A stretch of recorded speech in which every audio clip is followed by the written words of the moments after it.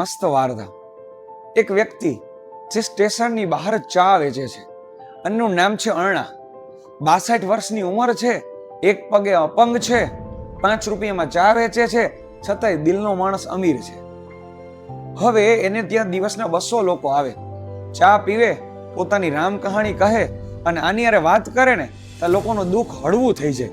આનો સ્વભાવ એવો. હવે એક દિવસ એક એન્જિનિયર એ ત્યાં આવ્યો, સૂટ બૂટમાં હતો. જાણે એવું લાગતું હતું કે આખી રાત રડ્યો હોય ને આંખ સોજી ગઈ હોય ને એવું. એને કીધું કે અરણા એક કટિંગ આપો. 100 ની નોટ મૂકી, ચા લીધી ને એક ઘૂંટમાં પી ગયો અને કીધું આ પૈસા બાકીના વધેલા તમે રાખજો. પોતે ત્યાંથી જતો હતો. એ કે પણ પૈસા તો લેતો જા. એ કે ના, અમારી છેલ્લી ચા છે. અરણા હચમચી ગયા, ઊભા થયા કપ ધોતા ધોતા. એને પૂછ્યું કે કેમ, શું થયું?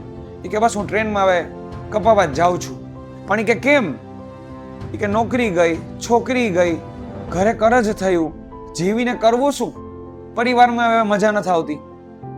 અરણા પોતાનો એનો હાથ પકડી એને પાછળની એક ઓરડીમાં લઈ ગયા અને એક જૂની ડાયરી બતાવી. વાંચી કે 1985 પત્નીને 8 મહિના થયા બાળકને અંદર. પૈસા છે નહીં, પગ કપાયેલો છે કારણ કે ટ્રકમાં પગ આવી ગયો છે અરણાનો, અને ઉપરથી કૂદવાનું મન થઈ ગયું કે આજે તો મરી જ જવું છે. અને એના પત્નીનો ફોન આવે કે બાળક રડે છે, તમે આવો. ગયો, હારી ગયો હતો.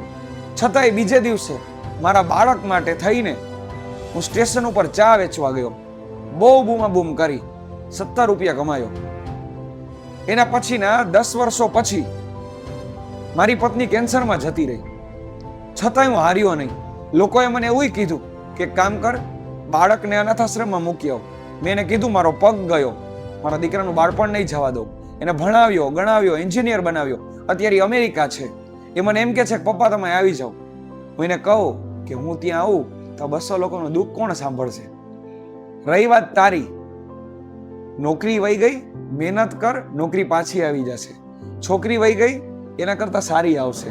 અને રહી વાત કરજની, મહેનત સરખી કરીશ ને તો કરજ તો આમ ઉતરશે. અને બસ એક પરિવારથી કોઈ દી વિખૂટો ન પડતો, કારણ કે દોસ્ત તારા કરતા તારા પરિવારને તારી જાજી જરૂર છે. એટલે તું તારા માટે નહીં, તારા પરિવાર માટે જીવ. પછી માણસ જીવી ગયો, બેંગ્લોરમાં ખૂબ સારા પગારે એને નોકરી મળી ગઈ, કરજ બધું ઉતરી ગયું. હાલમાં એ અન્નાને ફોન કરીને ઘણીવાર કહે છે કે હું આજે આવું છું, આજ તમારે ત્યાં ચા પીશ. અને 2 ચા લે છે, એક એના માટે અને એક અરણા માટે. અને કહે છે કે તમારી 5 રૂપિયાની ચાએ તમારા 5 કરોડના જીવનની રક્ષા કરી લીધી, એના માટે થેન્ક યુ. આ વાર્તા સાહેબ આપણને શું શીખવે?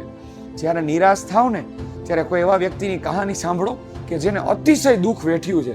અને હું તો ત્યાં સુધી કહું, બીજા કોઈની નહીં, તમારા મા બાપની જ કહાની સાંભળજો. જિંદગીમાં કોઈ દી ખોટું પગલું ભરવાનું મન નહીં થાય. તમારું વાત વિશે શું કેવું છે પ્લીઝ કોમેન્ટ કરીને જણાવજો. અને જો વાત સાચી લાગતી હોય તો લાઈક, શેર અને સબસ્ક્રાઇબ કરજો. Thank you.